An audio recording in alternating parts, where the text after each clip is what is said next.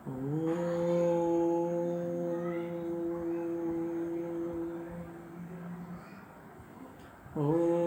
नमो भगवते वासुदेवाय। श्री सीतारामाभ्यां नमः। श्री राधाकृष्णाभ्यां नमः। ओम श्री हनुमते नमः। श्री गुरुचरणकमलेभ्यो नमः। श्री गुरुमातृचरणकमलेभ्यो नमः। सर्वेभ्यो देवेभ्यो नमः। सर्वाभ्यो देवीभ्यो नमः। त्वमेव माता च पिता त्वमेव बन्धुश्च सखा त्वमेव विद्या द्रविणं त्वमेव सर्वं मम देव। श्री सीताराम जी भगवान की जय हो। श्री सीताराम भगवान की जय हो। सीताराम सीताराम सीताराम कहिए, जाहि विधि राखे राम ताहि विधि रहिए।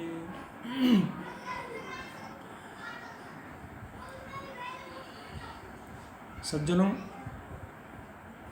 इस समय कलयुग चल रहा है और अब जो प्रसंग मैं प्रस्तुत कर रहा हूँ इसमें कलयुग के गुण और अवगुणों का वर्णन है। और ये वर्णन जो महात्मा श्री तुलसीदास जी ने लिखा है, जिसे बहुत समय पहले काकभूषुंड जी ने गरुड़ जी को सुनाया था। गरुड़ जी के पूछने पर काकभूषुंड जी अपने प्रथम जन्म के चरित्र की कथा सुनाते हैं और उस प्रथम जन्म के चरित्र में कलयुग का वर्णन है। तो काकभूषुंड जी क्या कहते हैं?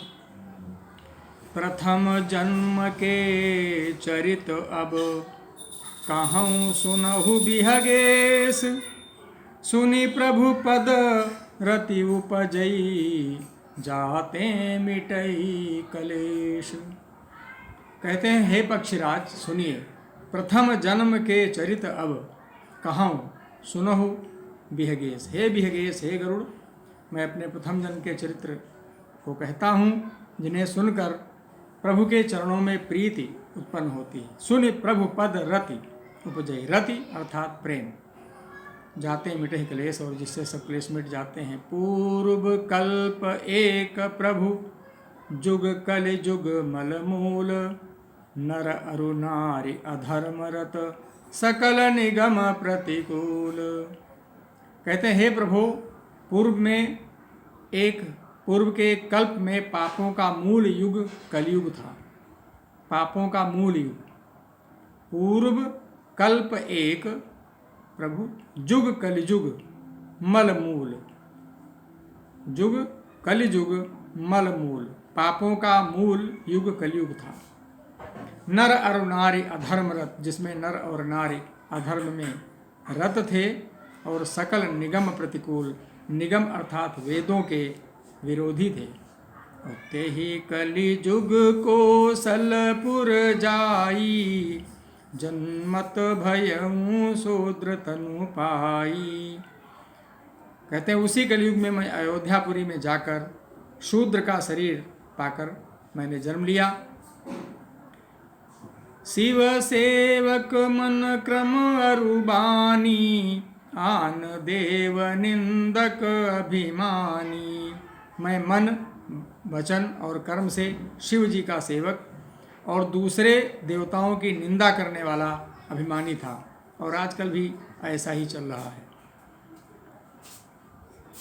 धन मद मत परम बाचाला, उग्र बुद्धि उर्दम्भ विशाला। मैं धन के मद से मतवाला, बहुत ही बकवादी और उग्र बुद्धि वाला था। मेरे हृदय में बड़ा भारी दम्भ था। ये कलयुग का प्रभाव है। जदपि रहूं रघुपति रजधानी, तदपि न कछु महिमा तब जानी। काकभूषुंड जी कहते हैं, यद्यपि मैं श्री रघुनाथ जी की राजधानी में रहता था, तथापि मैंने उस समय उसकी महिमा कुछ भी नहीं जानी। अब जाना मैं अवध प्रभावा, निगमागम पुराण अस गावा। और अब मैंने अवध का प्रभाव जान लिया। वेद शास्त्र और पुराणों ने ऐसा गाया है कि कवन्यहु जन्म अवध बस जोई, कवन्यहु जन्म अवध बस जोई, राम परायण सो परि होई। कहते हैं किसी भी जन्म में जो कोई भी अयोध्या में बस जाता है वह अवश्य ही श्री राम के परायण हो जाएगा। अवध प्रभाव जान तब प्राणी, जब उर बसहि रामो धनु पानी। काकभूषण जी कहते हैं कि अवध का प्रभाव जीव तभी जानता है जब हाथ में धनुष धारण करने वाले भगवान श्री राम जी उसके हृदय में निवास करते हैं। सो कली काल कठिन उर्गारी, आप परायण सब नर नारी। हे गरुड़ जी, वह कलिकाल बड़ा कठिन था, उसमें सभी नर नारी पाप के परायण थे, अर्थात पाप में लिप्त थे। कलिमल ग्रसे धर्म सब लुप्त भये सदग्रंथ, दम्भिन निज मति कल्पि करि प्रगट किए बहुपंथ। कलियुग के पापों ने सब धर्मों को ग्रस लिया था, सदग्रंथ लुप्त हो गए। दम्भियों ने अपनी बुद्धि से कल्पना कर करके बहुत से पंथ प्रकट कर दिए। जो दम्भी थे, जो मिथ्या अभिमानी थे, उन्होंने कल्पना करके अनेक पंथ प्रकट कर दिए। भय लोग सब मोह बस, लोभ ग्रसे शुभ कर्म, सुनु हरि जान ज्ञान निधि, कहूँ कछुक कलि धर्म। भय लोग सब मोह बस, सब लोग मोह बस भये, लोभ ग्रसे शुभ कर्म, सभी शुभ कर्म जो थे उनको लोभ ने हड़प लिया, ग्रस लिया। सुन हरिजान ज्ञान निधि, हे ज्ञान के निधि अर्थात भंडार, हे हरिजान श्री हरि के वाहन। हरिजान का अर्थ यहाँ पर हरि का यान अर्थात वाहन गरुड़ जी। सुनिए, कहूँ कछुक कलि धर्म, मैं अब कलि के कुछ धर्म कहता हूँ। कलि का क्या प्रभाव होता है, कलयुग में कैसे आचरण लोग करते हैं और क्या प्रभाव रहता है, उस प्रभाव का वर्णन करता हूँ। कि बरन धर्म नहीं आश्रमचारी, श्रुति विरोध रत सब नर नारी। कलयुग में वर्ण धर्म नहीं रह जाता है, चारों आश्रम नहीं रह जाते हैं, सब पुरुष स्त्री वेद के विरोध में लगे रहते हैं। अद्विज श्रुति बेचक भूप प्रजासन, को नहीं मान निगम अनुशासन। द्विज अर्थात ब्राह्मणों का क्या कर्म हो जाता है, वे वेदों को बेचने वाले हो जाते हैं और राजा प्रजा को खा डालने वाले हो जाते हैं। कोई भी वेद की आज्ञा नहीं मानता है, ये कलयुग का प्रभाव। मार्ग सोई जा कहूँ जोई भावा, पंडित सोई जो गाल बजावा। ठीक वैसा ही आज भी हो रहा है जैसा महात्मा तुलसीदास जी लिख कर गए हैं और काकभूषण जी उसका वर्णन कर रहे हैं। मार्ग सोई जा कहूँ जोई भावा, यानी जिसको जो अच्छा लगता है वही उसके लिए सतमार्ग है, अच्छा मार्ग है। और पंडित सोई जो गाल बजावा, जो बड़ी बड़ी डींगे मारता है वही विद्वान है, वही पंडित है। मिथ्यारंभ दंभ रत जोई, जो मिथ्या आरंभ करता है, आडंबर रचता है, दंभ में जो रत है, ता कहूँ संत कहई सब कोई, उसी को सभी लोग संत कहते हैं। तो आजकल के संतों के बारे में आप सब लोग जानते हैं, बताने की कोई आवश्यकता नहीं। सोई सयान जो पर धनहारी, जो कर दंभ सो बड़ आचारी। कलयुग में क्या होता है, जो दूसरे का धन हरण कर ले वही बुद्धिमान है, जो दंभ करे वही बड़ा आचारी है। जो कहा झूठ मसखरी जाना, कलिजुग सोई गुणवंत बखाना।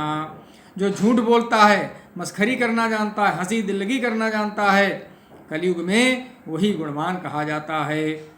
निराचार जो श्रुति पथ त्यागी, और कलिजुग सोई ज्ञानी सो विरागी।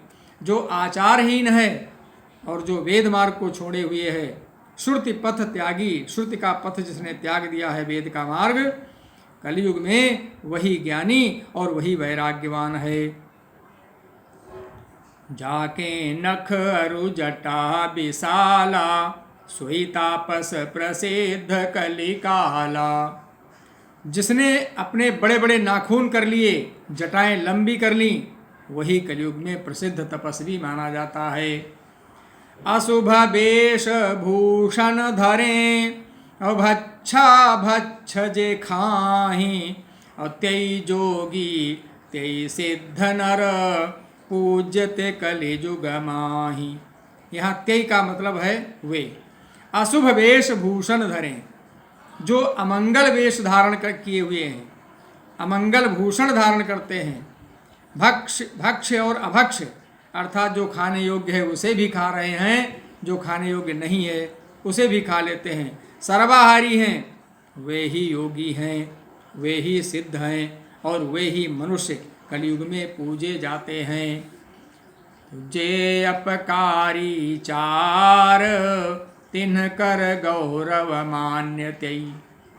ये सोरठा है। सोरठा पढ़ने का भी तरीका हम सबको आना चाहिए। दोहा तो हम सभी लोग आसानी से पढ़ लेते हैं, लेकिन सोरठा पढ़ने में बड़ी समस्या खड़ी कर लेते हैं। दोहे के समान ही उसको भी पढ़ना शुरू कर देते हैं। कैसे पढ़ते हैं हम लोग? जे अपकारी चार तिन्ह, यहाँ तक पहुँच जाते हैं। कर गौरव मान्यतई, अब आगे जो बोला गया उसकी कोई लय नहीं बन पाती है, और इसमें यति कहाँ पर है, हमें रुकना कहाँ पर है, इसका ध्यान देना चाहिए कि सोरठा में जो यति है वो कहाँ पर होती है। बीच में यति उस जगह होती है जहाँ तुकबंदी वाले दो शब्द ऊपर नीचे मिल रहे हैं। जैसे जे अपकारी चार, तिन्ह कर गौरव मान्यतई, मन क्रम बचन लबार, त्यई बकता कलिकाल महु। ऊपर वाली पंक्ति में चार और नीचे वाली पंक्ति में लबार, ये दोनों तुकबंदी वाले हैं।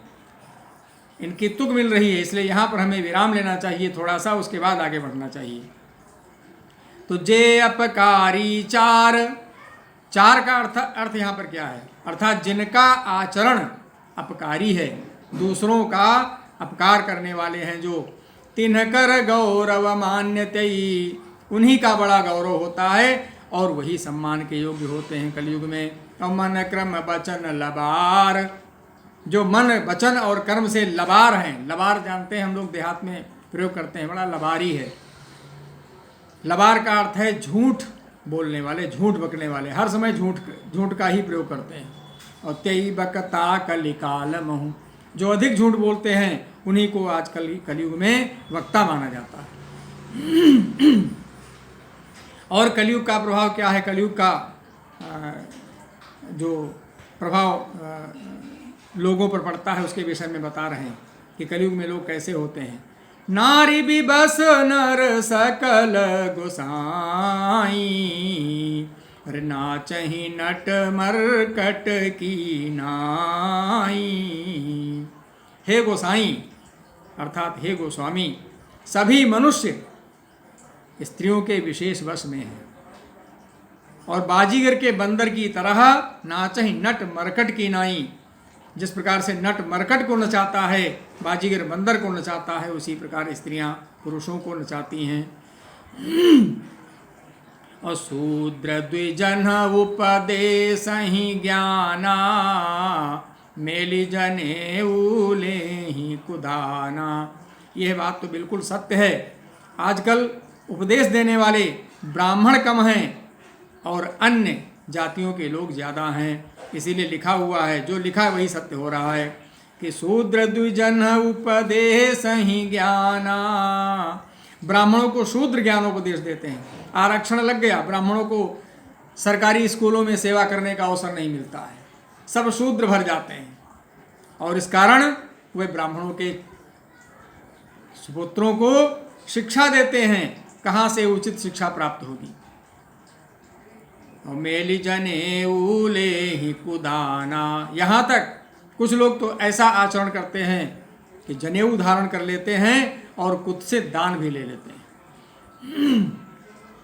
आगे क्या कलयुग का प्रभाव वर्णन किया गया है। सब नर काम लोभ रत क्रोधी, अर्थ आप सब स्पष्ट रूप से समझ भी रहे हैं कि सब नर काम लोभ रत क्रोधी और देव विप्र श्रुति संत विरोधी। देवता, विप्र, श्रुति माने वेद, इन सबके और संतों के विरोध में लोग हो जाते हैं, क्रोधी हो जाते हैं, लोभी हो जाते हैं, कामी हो जाते हैं। और गुण मंदिर सुंदर पति त्यागी, गुण मंदिर सुंदर पति त्यागी, भजही नारी पर पुरुष अभागी। अभागिनी स्त्रियां क्या करती हैं? जो गुण की खान उनके सुंदर पति हैं उनको त्याग देती हैं और पर पुरुष अभागी और उन्हें छोड़ करके पर पुरुष का सेवन करने लगती हैं। ये कलयुग का प्रभाव है। सौभागिनी विभूषण हीना और विधवन के सिंगार नवीना। सुहागिनी स्त्रियां तो आभूषणों से रहित होती हैं, विधवाओं के नित्य नए श्रृंगार होते हैं। और गुर शीश बधिर अंधका लेखा, एक न सुनई एक नहीं देखा। गुरु और शिष्य किस प्रकार के होते हैं देखिए। शिष्य और गुरु में बहरे और अंधे का सा हिसाब हो जाता है। अर्थात एक शिष्य गुरु के उपदेश को सुनता नहीं, वो बहरा हो जाता है, और एक गुरु है जो शिष्य के आचरण को देखता नहीं, वो अंधा हो जाता है, उसे ज्ञान दृष्टि प्राप्त नहीं है। ऐसे ही गुरु और शिष्य हैं। ये कलयुग का प्रभाव। कलयुग में ऐसे ही गुरु और शिष्य होते हैं और काफ़ी कुछ परसेंटेज में ऐसा ही हो रहा है। हरई शिष्य धन शोकन हरई, असो गुर घोर नरक महु परई। गोस्वामी जी क्या लिखते हैं कि जो गुरु शिष्य का धन हर लेता है और उसका शोक दूर नहीं करता, वह गुरु घोर नरक मुँह परई। सो गुरु घोर नरक मुँह परई, वह गुरु घोर नरक में पड़ता है। अर्थात गुरु को क्या चाहिए? शिष्य का धन हरण न करे, शिष्य को उचित शिक्षा देने के उपरांत दीक्षा में जो शिष्य सामर्थ्य पूर्वक अपनी सामर्थ्य के अनुसार दे सकता है, वही दीक्षा हमें गुरु को ग्रहण करनी चाहिए। परंतु आजकल ऐसा नहीं है, क्योंकि कहते हैं अर्थ के बिना कोई कार्य नहीं होता, इसलिए गुरु भी लालची हो गए हैं। मातु पिता बालकन ही बोला वहीं, और माता पिता क्या करते हैं? माता पिता का भी धर्म देखिए कलयुग में क्या हो जाता है। कहते हैं बालकों को बुला करके, अपने बच्चों को बुलाकर क्या कहते हैं? उदर भरई सोई धर्म सिखावहीं। जिस किसी भी प्रकार से पेट भर सके वैसा ही आचरण करिए, ऐसा अपने बालकों को सिखाते हैं। वही धर्म सिखाते हैं जिससे पेट भरे। वह आचरण चाहे उत्तम हो चाहे अधम हो। इसी प्रकार से कलयुग के प्रभाव का वर्णन करते हुए आगे कहते हैं, ब्रह्म ज्ञान बिनु नारी नर, कहीं न दूसरी बात। ब्रह्म ज्ञान बिनु नारी नर, कहीं न दूसरी बात। अब कौड़ी लागी लोभ बस, करहीं बेप्र गुर घात। क्या करते हैं? कोई दूसरी बात ही नहीं करते, लोभ के बस कौड़ी लाभ के लिए, अर्थात थोड़े से लाभ के कारण के लिए भी ब्राह्मण और गुरु की हत्या तक कर डालते हैं। ऐसा कलयुग का प्रभाव है। बादही शूद्र द्विजन हसन, हम तुम ते कछु घाटी। बिल्कुल सत्य सिद्ध हो रहा है। शूद्र ब्राह्मणों से विवाद करते हैं और कहते हैं कि हम क्या तुमसे कुछ कम हैं? और हम लोग आज देख रहे हैं ठीक ऐसा ही आज भी हो रहा है। जो शूद्र थोड़ा सा किसी प्रकार ज्ञान प्राप्त कर लेते हैं, वे ब्राह्मणों से आगे बढ़ने का प्रयास करते हैं और उन्हें नीचा दिखाने का प्रयास करते हैं। तो बादही शूद्र द्विजन हसन, हम तुम ते कछु घाटी। बादही का अर्थ है कहते हैं। और जानई ब्रह्म सो विप्रबर, आँखि देखा वहीं डांटी। और वे कहते हैं कि ब्राह्मण वही है जो ब्रह्म को जानता है। ऐसा कह करके उन्हें डांट कर आंखें दिखलाते हैं। तो पर त्रियलम पट कपट सयाने मोह द्रोह ममता लपटाने। जो पराई स्त्री में आसक्त रहते हैं, कपट करने में चतुर और मोह द्रोह और ममता में लिपटे हुए हैं, तेई अभेद बादी ज्ञानी नर, देखा मैं चरित्र कलिजुग कर। काकभूषुंडी जी कहते हैं कि वे ही मनुष्य अभेदवादी ज्ञानी हैं। अभेदवादी अर्थात ब्रह्म और जीव को एक बताने वाले। मैंने उस कलयुग का इस प्रकार का चरित्र देखा। आप गए अरु तिन्हु घालहीं, तेक जे कहूँ सत मार्ग प्रतिपालहीं। वे स्वयं तो नष्ट हुए ही रहते हैं, जो कहीं सन्मार्ग का प्रतिपालन करते हैं उनको भी वे नष्ट कर देते हैं। और कल्प कल्प भरी एक एक नर का, परहि जे दूसहि श्रुति करी तरका। ऐसे लोग जो तर्क करके वेद की निंदा करते हैं, वे लोग कल्प कल्प भर एक एक नरक में पड़े रहते हैं। जे बरनाधम तेली कुम्हारा, स्वपच किरात कोल कलवारा। तेली, कुम्हार, चांडाल, भील, कोल और कलवार। तेल, कुम्हारा, स्वपच अर्थात चंडाल, किरात, कोल, कलवारा, भील, कोल और कलवार आदि जो वर्ण में नीचे हैं, वर्णाधम हैं, वे क्या करते हैं? नारी मुई गृह संपत्ति नासी।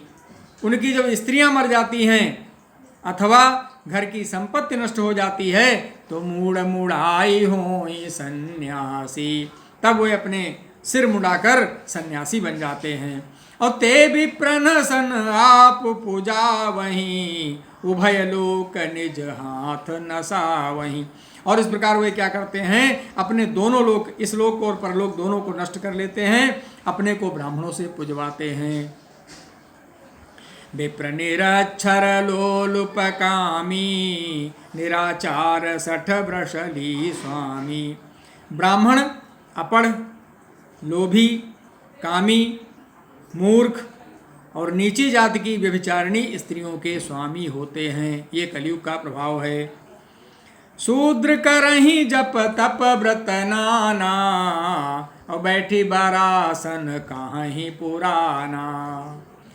कलयुग का क्या प्रभाव है कि कलयुग में शूद्र नाना प्रकार के जप तप और व्रत करते हैं।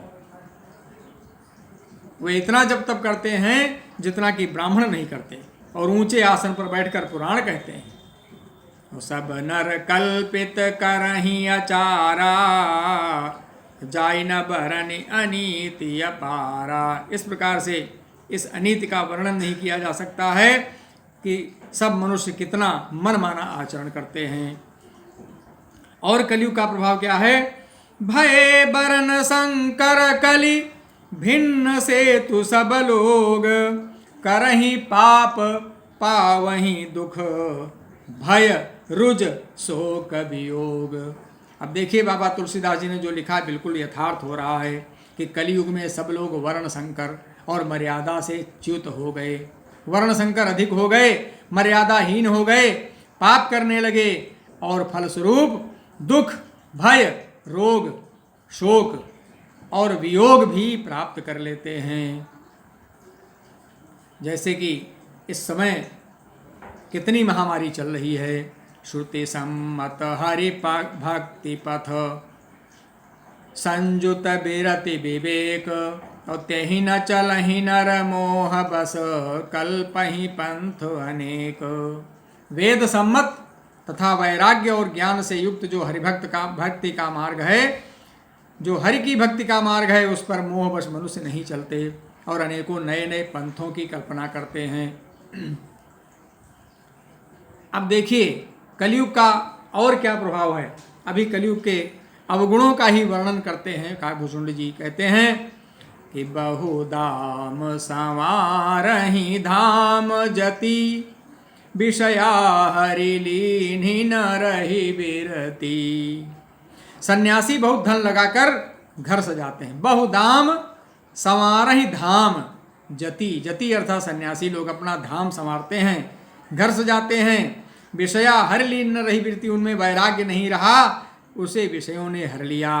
और तपसी धनवंत दरिद्र ग्रही कलि कौतुक तात न जात कही। हे तात, तपस्वी धनवान हो गए, गृहस्थ दरिद्र हो गए, कलयुग की लीला कुछ कही नहीं जाती। कुलवंती निकारहि नारी सती, गृह्या नहीं चेरिनी बेरी गति। कुलवती और सती स्त्री को पुरुष घर से निकाल देते हैं और अच्छी चाल को छोड़कर घर में दासी को लाकर रख लेते हैं। सुतमा नहीं मातु पिता तबलों, अबलानन दीख नहीं जबलों। कलयुग का ऐसा प्रभाव है कि पुत्र अपने माता पिता को तभी तक मानते हैं जब तक स्त्री का मुंह नहीं दिखाई पड़ा। और ससुरारे पियारे लगी जब ते, रिपुरूप कुटुंब भये तब ते। ये कलयुग का प्रभाव है कि जब से ससुराल प्यारी लगने लगी तब से कुटुंबी शत्रु रूप हो गए, घर परिवार के लोग शत्रु हो गए।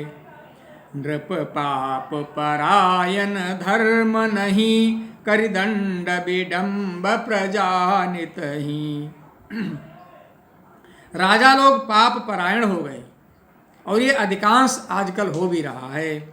उनमें धर्म नहीं रह गया, वे प्रजा को नित्य ही दंड देकर उसकी विडंबना किया करते हैं। धनवंत कुलीन मलिन अपि, द्विज चिन्ह जनेऊ उघार तपी। धनी लोग मलिन होने पर भी कुलीन माने जा रहे हैं। धनी लोग मलिन होने पर भी अर्थात नीच जाति के होने पर भी कुलीन माने जाते हैं। और द्विज चिन्ह जनेऊ उघार तपी, द्विज का चिन्ह जनेऊ मात्र रह गया और नंगे बदन रहना तपस्वी का। द्विज का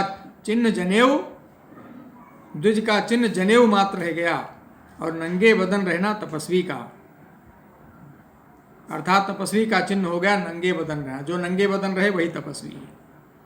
नहीं मान पुराण न वेद ही जो, हरि सेवक संत सही कलिसो। कहते हैं जो वेदों और पुराणों को नहीं मानते, कलयुग में वे ही हरिभक्त और सच्चे संत कहलाते हैं। कवि वृंद उदार दुनी न सुनी, गुण दूषक ब्रात न कोपि गुनी। कवियों के तो झुंड हो गए, लेकिन दुनिया में उदार अर्थात कवियों का आश्रयदाता सुनाई नहीं पड़ता।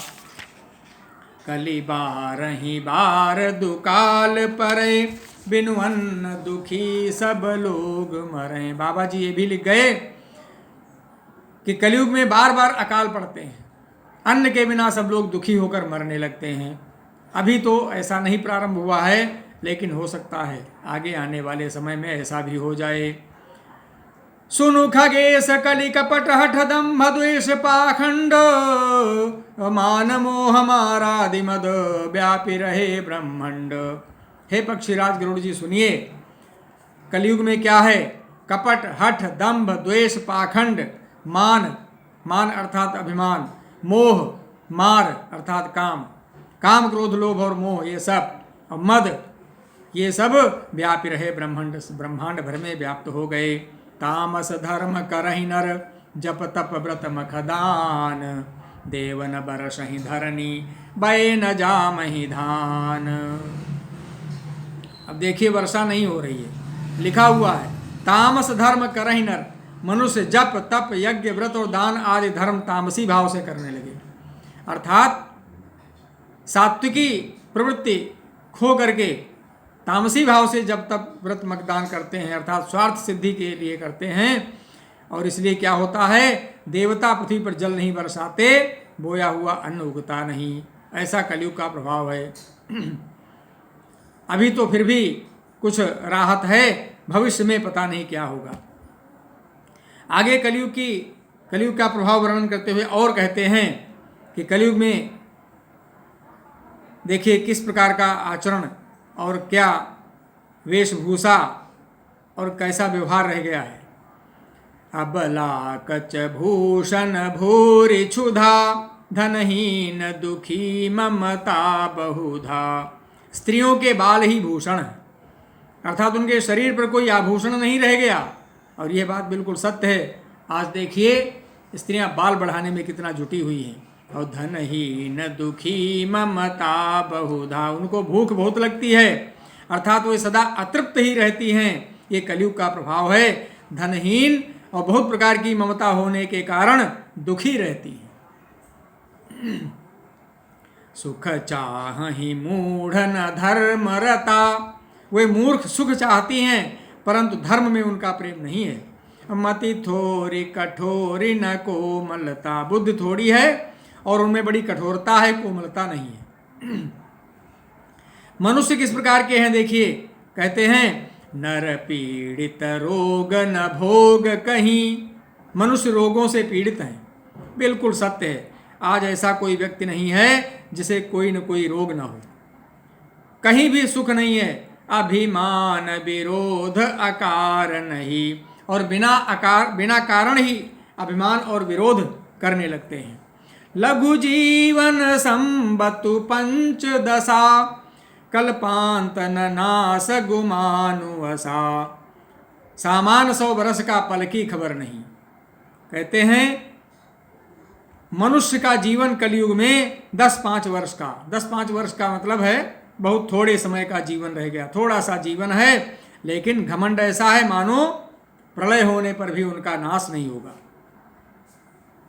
कलिकाल बिहाल किए मनुजा, नहीं मानत को अनुजा तनुजा, कलिकाल ने मनुष्य को बेहाल कर डाला, अस्त व्यस्त कर दिया है। कोई बहन और बेटी का विचार नहीं करता। नहीं तोष विचारन शीतलता, सब जाति कुजाति भय मंगता, न संतोष है, न विवेक है, न शीतलता है। जाति कुजाति सभी लोग भीख मांगने लगते हैं।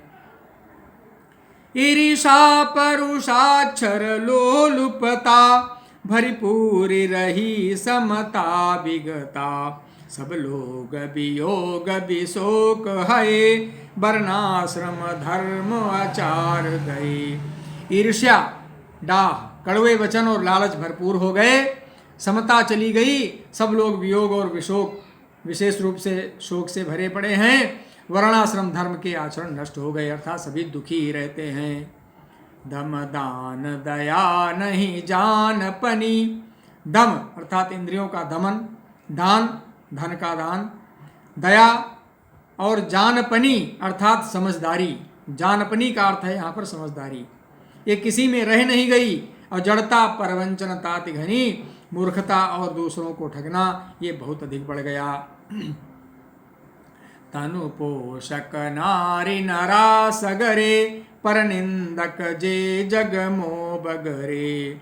जो पराई निंदा करने वाले हैं वे जगत में बहुत ही फैल चुके हैं। स्त्री पुरुष सभी शरीर के ही पालन पोषण में लगे रहते हैं और पराई निंदा में रत रहते हैं।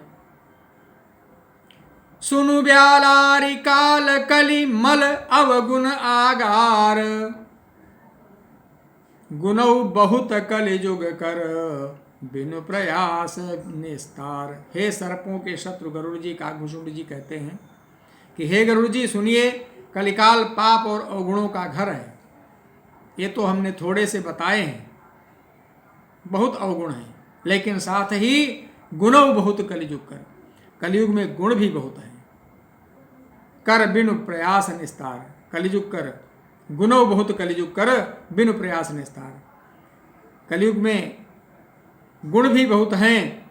क्या गुण हैं कि बिना ही परिश्रम भवबंधन से छुटकारा मिल जाता है।